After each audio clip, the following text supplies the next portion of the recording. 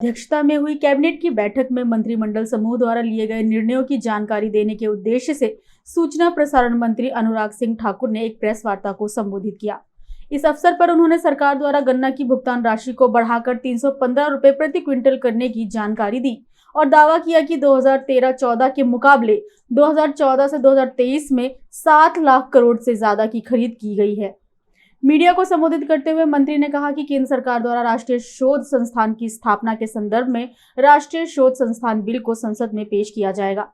इस संस्थान की गवर्निंग बोर्ड की अध्यक्षता प्रधानमंत्री द्वारा की जाएगी। आज प्रधानमंत्री नरेंद्र मोदी जी की अध्यक्षता में कैबिनेट की बैठक हुई। अब जो निर्णय हमने आज की बैठक में हुए उसमें पहला अगर मैं कहूं तो प्रधानमंत्री नरेंद्र मोदी जी सदा अन्नदाताओं के पक्ष में रहे, तभी तो कृषि मंत्रालय के साथ किसान कल्याण मंत्रालय भी इसका नाम रखा और किसानों को लेके प्राथमिकताएं भी दी गई, निर्णय भी किए गए। और आज भी गन्ना किसानों को उचित मूल्य मिले तो 1 अक्टूबर 2023 से 30 सितंबर 2024 तक की अवधि में चीनी मिलों के द्वारा गन्ने किसानों को उचित मूल्य मिले, उसमें बढ़ोतरी की गई है। आज तक का सबसे ज्यादा जो दाम है 315 रुपए प्रति क्विंटल मूल्य उसको निर्धारित किया गया है। ये गन्ने के मूल्य का भुगतान चीनी मिलों द्वारा सीधे तौर पर किसानों को किया जाएगा और ये कृषि लागत और मूल्य आयोग CACP इसके द्वारा पहले स्टेट से, स्टेक होल्डर से सबसे इनके सुझाव और रिकमेंडेशन लेने के बाद गन्ने की उत्पादन लागत व अन्य बाय प्रोडक्ट जैसे कि गुड़, गन्ने की खोई, सबको उचित प्रॉफिट मार्जिन जैसे फैक्टर्स को ध्यान में रखते हुए तय किया जाता है। पिछले साल ये 305 था, इस साल 315 किया गया है। लेकिन अगर आप पुराने आंकड़ों को देखेंगे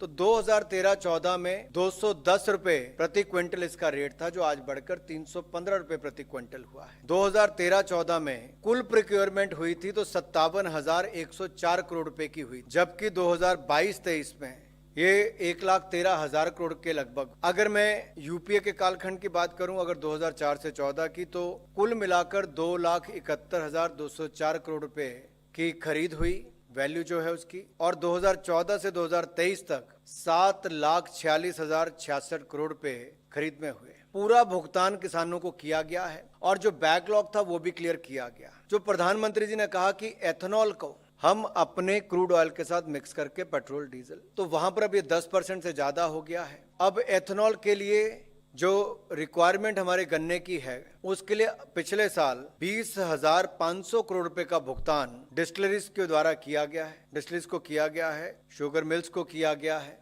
इससे पता चलता है कि अब उनके पास नकद ज्यादा है। पहले उनको स्टॉक रखना पड़ता था और किसानों को पैसा नहीं देते थे। आज ये फायदा हुआ है कि जहां एक और आत्मनिर्भरता को बल मिला है, फॉरेन एक्सचेंज कम खर्च हो, उतना क्रूड ऑयल हमें कम मंगवाना पड़ता है और एथेनॉल सेक्टर के ग्रोथ को भी इससे बल मिला है। शुगर केन अगर हम देखें तो इसको भी शुगर मिल के द्वारा लगभग 3,353 लाख टन गन्ने की खरीद 2022-23 में की गई और उस पर कुल लागत 1,11,366 करोड़ रुपए हुए। बदलाव जो भारत सरकार के कारण आया है, समय पर मूल्य भी निर्धारित किए, एथेनॉल के क्षेत्र को बल भी दिया, शुगर मिल्स के पास पैसा ज्यादा इन हैंड रहा और हमारी जो वर्किंग कैपिटल की रिक्वायरमेंट है, क्योंकि उतना स्टॉक अब गन्ने का नहीं रखना पड़ता, तो उसमें भी सुधार हुआ है। दूसरा निर्णय जो है, प्रधानमंत्री मोदी जी ने एक नहीं अनेक क्षेत्रों में राष्ट्रीय और अंतर्राष्ट्रीय स्तर पर नेतृत्व देने का काम किया है, लेकिन वहीं पर उम्मीदें भी भारत से बड़ी हैं। तो नेशनल रिसर्च फाउंडेशन, इसकी स्थापना का निर्णय, अब इसके लिए नेशनल रिसर्च फाउंडेशन बिल 2023 इसको पार्लियामेंट में लाया जाएगा और जो हमारा science and engineering research board act 2008 है उसको रिपील किया जाएगा। प्रधानमंत्री मोदी जी ने कहा जय जवान, जय किसान, जय विज्ञान और जय अनुसंधान। तो अनुसंधान की जब बात आती तो रिसर्च को बल देने के लिए आज मंत्रिमंडल ने नेशनल रिसर्च फाउंडेशन की स्थापना के लिए नेशनल रिसर्च फाउंडेशन बिल 2023 को संसद में प्रस्तुत करने की अनुमति दी है। इसमें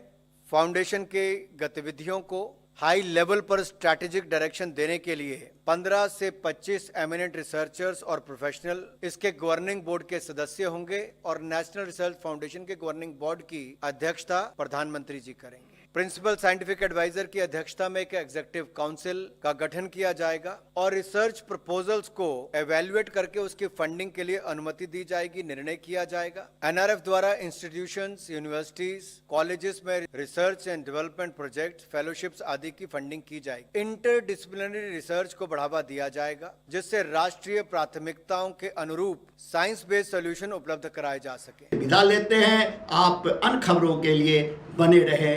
राष्ट्र सर्वप्रथम, वंदे मातरम, जाग उठा है भारत। राष्ट्र सर्वप्रथम